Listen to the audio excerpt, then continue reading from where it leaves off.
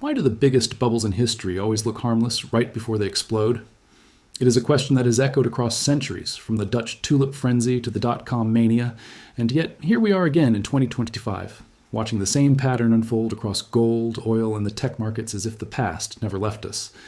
Every major economic collapse begins with the same illusion, a collective belief that this time is different, that prices will rise forever, the fundamentals no longer matter, because innovation or global demand or monetary policy has rewritten the rules of reality. But beneath the surface, every bubble carries a hidden fracture, a point where optimism turns into overvaluation, and overvaluation turns into danger. And right now, those fractures are widening faster than most people realize. Look at gold, reaching levels that reflect not just fear, but desperation. Look at oil, swinging violently between scarcity narratives and geopolitical shocks. Look at tech, where valuations have detached from earnings in a way eerily similar to the late 1990s. All of them moving together, all of them inflating under the same pressure. Cheap money, speculative capital, and a global system stretched far beyond stability. These aren't isolated events. They're converging signals inside a broader seven-stage collapse pattern that is already repeated across multiple empires and economic systems. And what should unsettle you is that gold, oil, and tech have simultaneously advanced into stage 5, the phase where confidence begins to crack, where insiders quietly pull back while the public continues to pile in, unaware that the ground beneath them is shifting. You might feel it already. The uncertainty in the markets, the strange disconnect between record prices and weakening fundamentals, the quiet sense that something is off, even though the headlines insist everything is fine. And that tension, that gap between narrative and reality, is exactly where every major collapse begins to accelerate. You've probably seen moments like this before without realizing it, moments when the world gives subtle warnings that most people choose to ignore because the truth feels too uncomfortable to confront. But ignoring the pattern has never stopped it. It has only made the impact worse when the correction arrives. If you have ever sensed that markets move in cycles far deeper than what analysts on television admit, or wondered why the same crises seem to return with new names and new faces, share your thoughts in the comments. Understanding this content matters more than ever, so make sure to leave a like and check if you are already subscribed, because what comes next in this sequence may change the way you see the global economy, and we are only beginning to uncover it as we move into the next layer of this pattern, where the signals become harder to deny and the consequences harder to escape. If you look closely at every major financial bubble in history, you'll notice something unsettling. They rarely appear dangerous in the beginning. In fact, they usually begin with logic, a reasonable idea, a technological breakthrough, a geopolitical shift, a commodity shortage, something that seems rational enough to justify rising prices. That is how all bubbles are born, not from madness, but from a seed of truth that slowly becomes distorted as money flows in and confidence surges. The formation of a bubble is never obvious while it's happening, because it grows inside the blind spots of the system, inside the assumptions that people accept without question. And right now, those same assumptions are driving global markets toward a level of risk that most investors can't see. Cheap capital is always the first accelerant. When interest rates fall and liquidity floods the system, investors start searching for higher returns, pushing money into assets that once seemed too risky or too speculative. At first, the inflow looks harmless. Prices rise gradually. Analysts justify the increases with narratives that sound reasonable enough, but the danger begins when those narratives detach from reality and optimism transforms into belief. In every bubble, there comes a moment when people stop asking whether something is overvalued and start asking how high it can go. That shift in mindset is the true beginning of the bubble, the psychological pivot where fundamentals take a back seat to collective expectation. Speculation then becomes self-reinforcing. Early gains attract new investors. New investors push prices even higher. Higher prices attract media attention, which brings in even more capital. Suddenly, the asset is no longer valued for its real utility, but for the expectation of future buyers willing to pay more. This is the mechanism that inflated railroad stocks in the 1800s, dot-com companies in the 1990s, housing markets in the 2000s, and now gold, oil, and technology in the 2020s. The cycle repeats because human behavior repeats. Fear and greed are constants, and when global markets are flooded with liquidity, greed tends to dominate the narrative. And while most people believe bubbles are caused by irrational traders or reckless investors, the truth is far more structural. Bubbles are engineered by the very incentives built into the global financial system. Central banks push liquidity, governments chase growth at any cost, corporations seek endless expansion, investors respond to pressure for higher returns. These forces combine into a machine that naturally amplifies any asset gaining momentum. Once that machine starts running, it becomes almost impossible to stop. until the bubble swells to a point where internal stress begins to show, often unnoticed by the people caught inside it. As the pattern unfolds, the early signals are subtle, hidden beneath layers of optimism, media hype, and institutional confidence. But they are there, in the growing disconnect between price and productivity, in the quiet warnings from insiders, and in the uncomfortable truth that every cycle built on endless expansion eventually reaches a threshold where the system can no longer sustain its own momentum, setting the stage for the transition into the next phase of the collapse pattern. The expansion phase of every major bubble follows a rhythm so consistent that it feels almost scripted, as if markets themselves are acting out a pattern they cannot escape. Once early optimism takes hold, the system begins feeding on momentum, drawing in capital through channels that grow wider with every price increase. Investors who were once cautious start convincing themselves that the trend is not only sustainable, but unstoppable. They begin to believe that even if prices seem stretched, they will stretch further because that is what the market has been doing. This psychological shift is subtle at first, almost invisible, but it is the fuel that drives the cycle into its most dangerous phase. During expansion, liquidity becomes a weapon. Easy credit, speculative leverage, and institutional chasing of returns create an environment where money moves faster than fundamentals can keep up. Corporations issue debt to buy back shares, amplifying earnings per share without real growth. Traders borrow heavily to maximize exposure, assuming they can exit before any downturn. Technology platforms, commodities, and financial assets are all pulled into the same gravitational force, rising not because of intrinsic strength, but because capital must find a home, and rising markets are the most attractive destination. This is how expansions transform from healthy growth into a structural imbalance that no one acknowledges until it's too late. Media narratives intensify the cycle even more because once prices begin climbing at a pace that catches public attention, every outlet tries to explain the movement in a way that validates the optimism. Analysts craft stories about new paradigms, permanent demand shifts, or technological revolutions that seem persuasive enough to silence doubt. These narratives serve a purpose. They give investors emotional permission to ignore warning signs and embrace the enthusiasm sweeping the market. With each headline, each viral prediction, each expert interview, the bubble inflates further, not because the underlying assets are transforming, but because belief in their future keeps strengthening. What makes this phase particularly dangerous is how rational it feels while it is happening.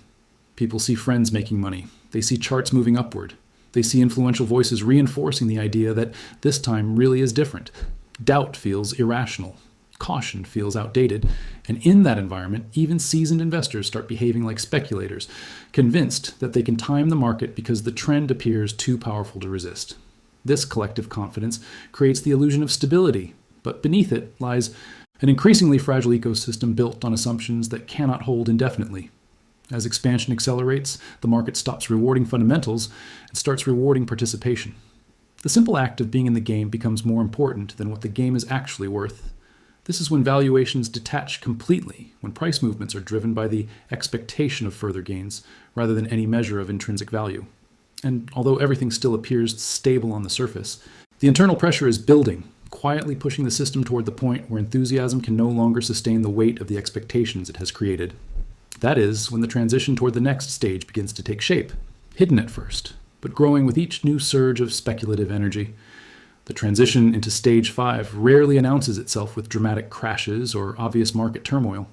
Instead, it emerges quietly, almost imperceptibly, through subtle distortions that most people instinctively dismiss because the broader narrative still feels bullish.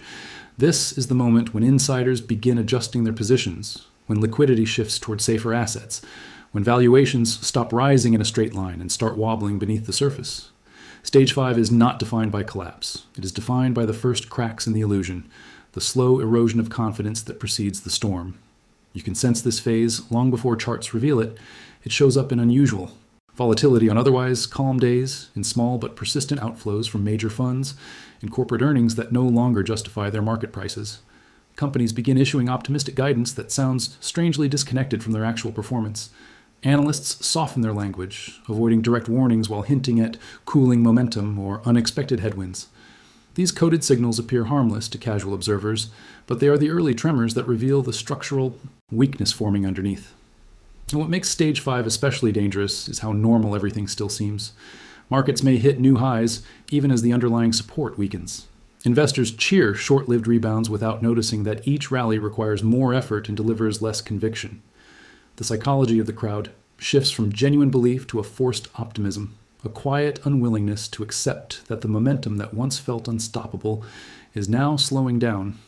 This cognitive dissonance is the hallmark of stage 5. People sense the danger, but admitting it feels like betrayal to the narrative they've relied on for years. This phase also introduces a subtle change in behavior among financial institutions. Banks tighten lending standards, even if only slightly. Hedge funds rotate portfolios into defensive sectors. Sovereign wealth funds rebalance away from risk-heavy positions. None of these actions are loud enough to cause panic, but together they signal a growing awareness that the expansion has reached unsustainable territory. The public remains unaware because the surface still looks calm, but beneath it, the energy that drove the bubble upward has begun to reverse direction. Stage 5 always carries a unique tension, a sense that something is shifting even if no one can yet define what it is. You see it in commodity markets when prices begin diverging from historical correlations. You see it in tech when valuations flatten despite increased media hype. You see it in gold when demand surges for reasons analysts struggle to explain. These inconsistencies are not random. They are the system quietly preparing for the transition toward instability. The signals rarely appear dramatic, but once they begin, they do not stop. They accumulate layer by layer, forming the psychological and structural foundation for the next transformation in the collapse pattern. As stage 5 takes shape beneath the surface, the 3 pillars driving today's super bubbles begin revealing how deeply intertwined they truly are. Gold, oil, and technology are often treated as separate markets, each with its own logic and narrative, but in reality, they form a synchronized triangle of global speculation. Their movements reflect not just investor sentiment, but the structural pressures inside the world economy, pressures that intensify when a system is nearing its breaking point. These markets don't rise together by coincidence. They rise together because they are responding to the same underlying distortions, the same excess liquidity, and the same mounting instability that signals the world is entering a new phase of financial fragility. Gold becomes the first alarm bell. Historically, it surges when trust falters, when debt levels become unsustainable, when investors sense that currencies are weakening beneath the weight of endless expansion. But what makes the current moment different is that gold isn't rising because of panic alone. It's rising because the global economy is increasingly built on assets that require constant belief to function. The more stretched valuations in tech become, and the more volatile energy markets grow, the more gold acts like a mirror reflecting the anxiety no one wants to admit publicly. Its price doesn't just indicate demand, it reveals a shift in the psychological foundation of the system. Oil tells a different but equally revealing story. In past cycles, oil prices mirrored supply and demand with relative consistency. But today, they swing violently for reasons that extend far beyond simple consumption patterns. Geopolitical tensions, production cuts, strategic reserves, and shifts in global alliances all feed into a market that behaves less like a commodity and more like a pressure gauge for global instability. When bubbles in other sectors expand too quickly, oil becomes a counterweight, absorbing and amplifying the tensions created by speculative capital trying to predict the next move. The volatility is no longer a reaction. It is a symptom of deeper structural fragility. And then there is technology, the engine of modern speculation.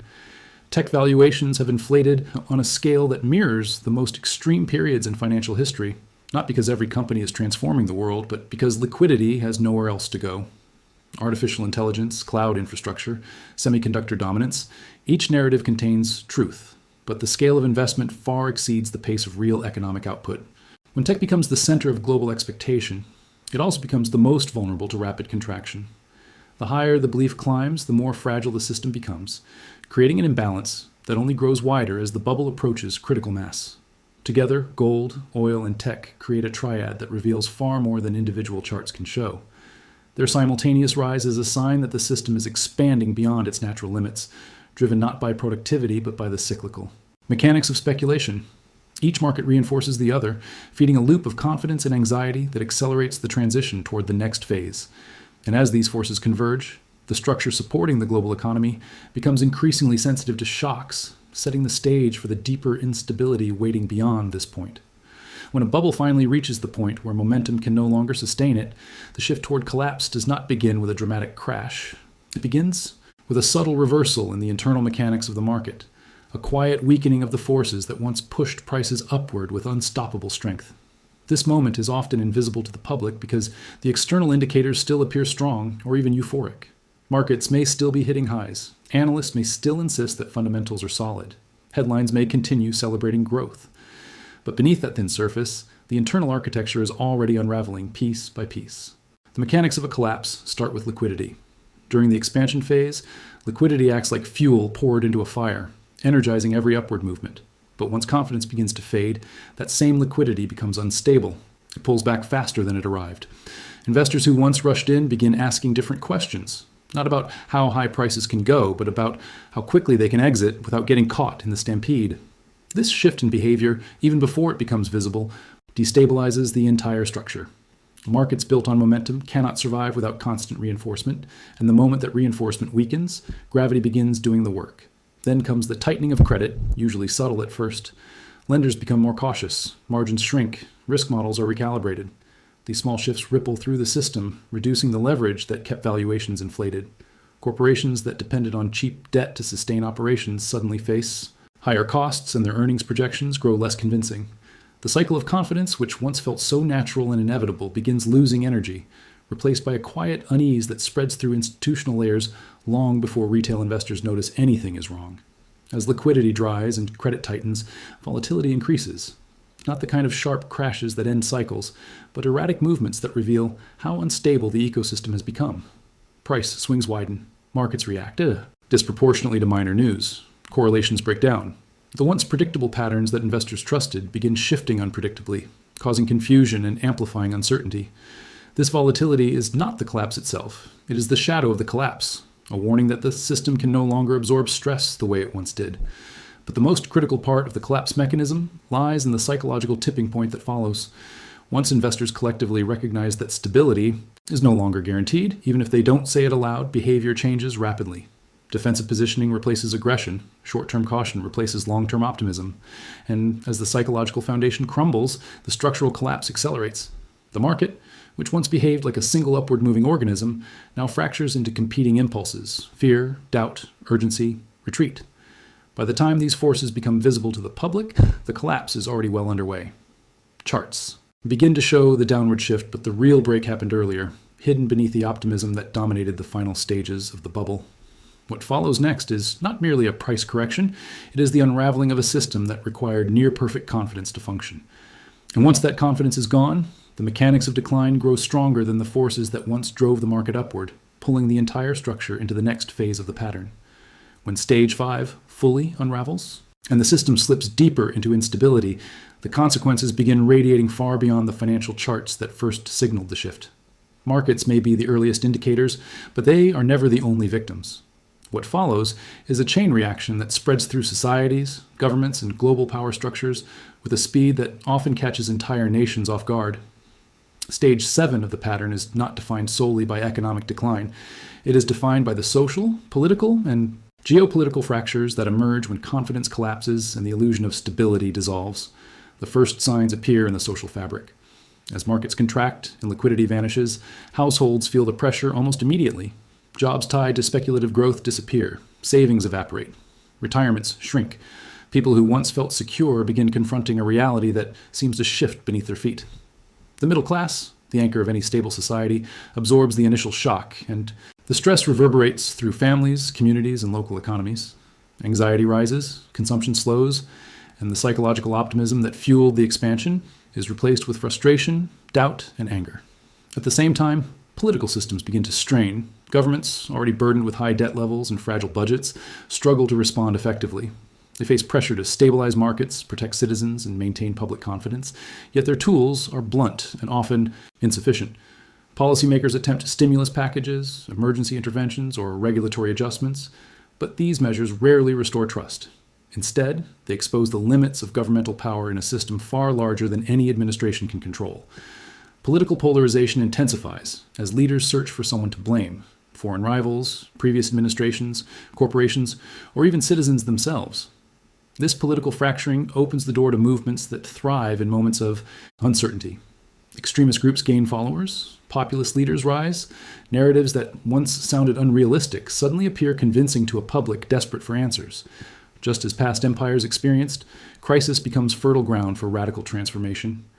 Institutions that once seemed immovable, financial regulators, legislative bodies, even central banks, lose the authority they relied on to maintain order. Globally, Stage 7 triggers a geopolitical shift.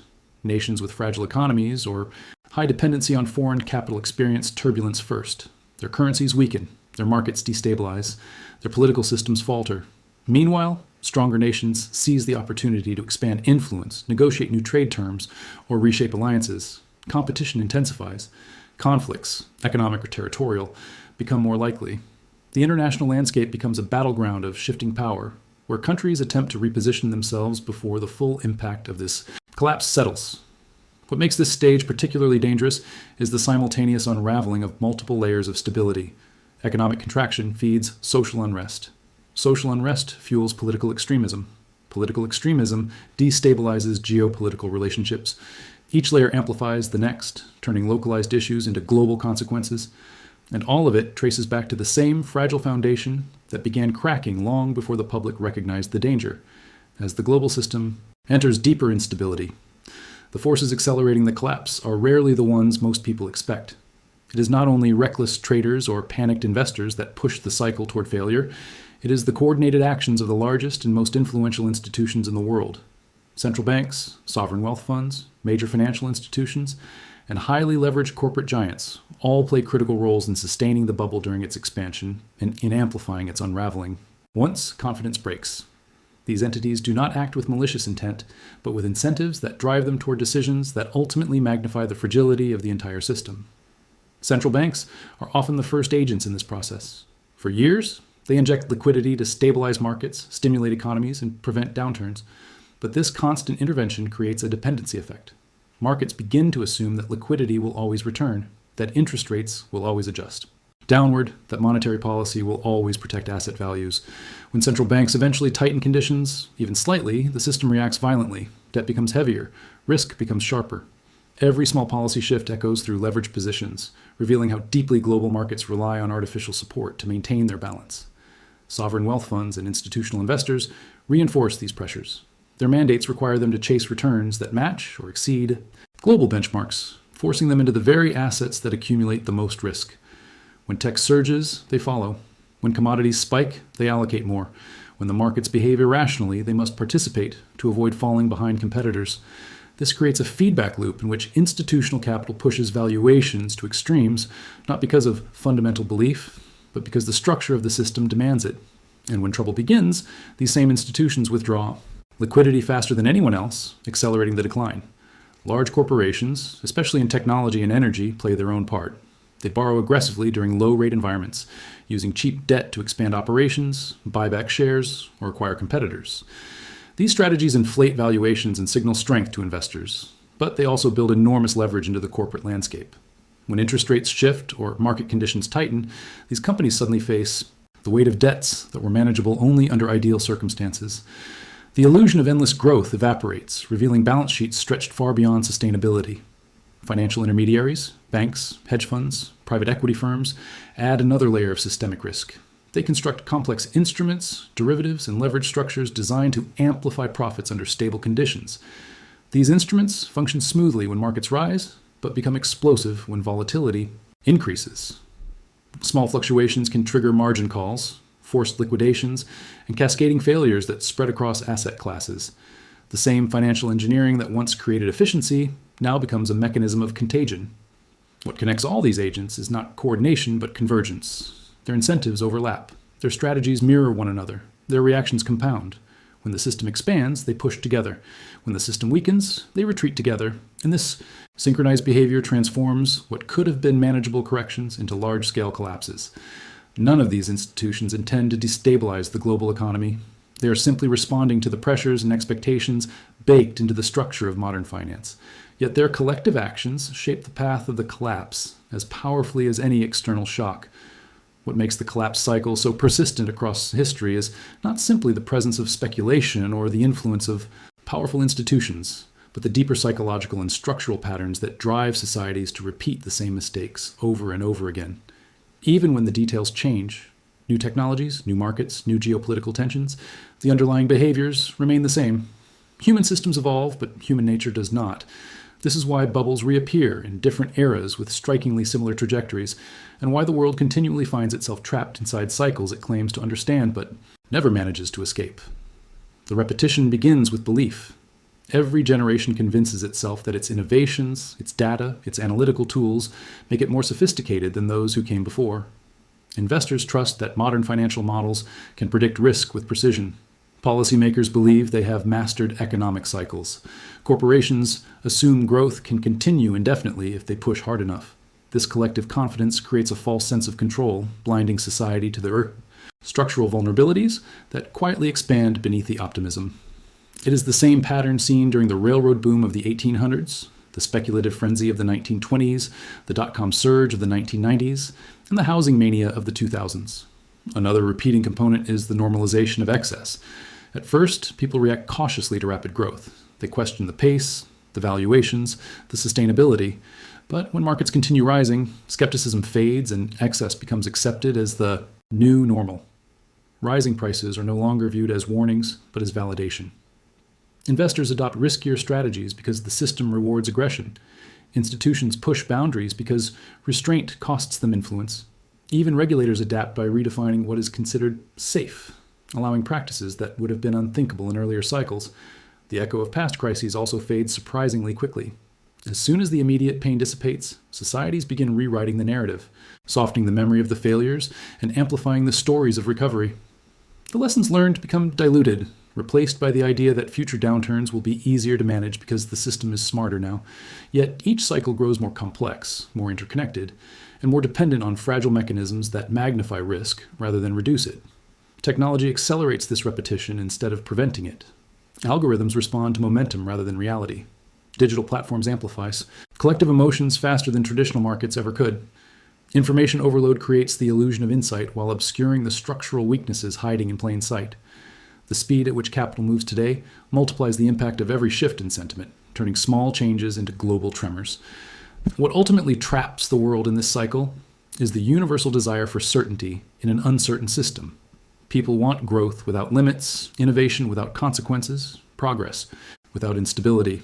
But these expectations collide with the finite nature of resources, the fragility of global supply chains, and the unavoidable limits of economic expansion.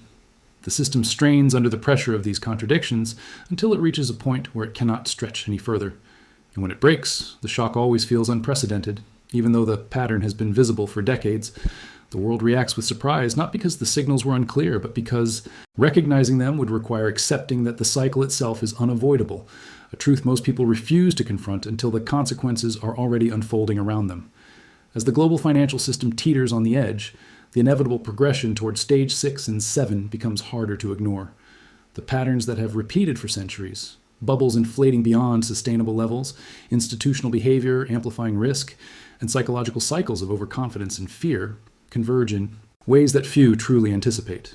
The transition is not a single moment, but a series of interconnected fractures that together will challenge every assumption held by investors, governments, and everyday participants in the economy.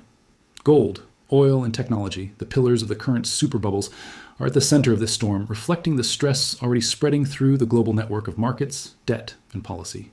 Stage 6 will bring a dramatic reassessment of value across multiple asset classes. Investors who believed liquidity was infinite will discover that support mechanisms have limits. Credit will tighten, valuations will correct sharply, and the feedback loop of fear and reaction will accelerate the decline. Even those who predicted the risks will find themselves caught in the sudden volatility because speed and interconnectivity now amplify every shock. The system's fragility has reached a point where minor disruptions can trigger cascading consequences, making each market, each instrument, each strategic decision a potential accelerant for broader instability. The scale of impact will be unprecedented, not because the mechanisms are new, but because global exposure is larger, faster, and more tightly coupled than ever before. Stage 7, the final phase, will test the resilience of societies, governments, and financial institutions in ways that textbooks cannot fully describe. Economic contractions will ripple into social tension, political polarization will intensify. Global alliances and trade relationships will face unprecedented stress. In every past cycle, those who ignored the warning signs were blindsided by speed and magnitude. And today, the interconnectedness of the world economy ensures that the consequences of Stage 7 will be felt simultaneously across continents. Yet, understanding the mechanics behind this progression is not just about anticipating collapse.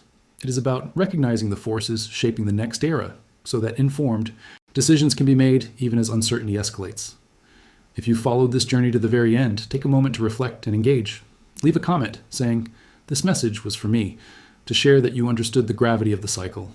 Hit the like button if the analysis opened your eyes to the risks hidden behind the headlines, and make sure you're subscribed to the channel to continue exploring these patterns.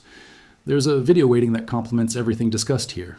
Click. Hover and continue the journey to see how these historical cycles might shape the near future. Understanding what comes next is not optional. It's essential for anyone seeking to navigate a world where gold, oil, and technology bubbles are now teetering on the edge of stage 6.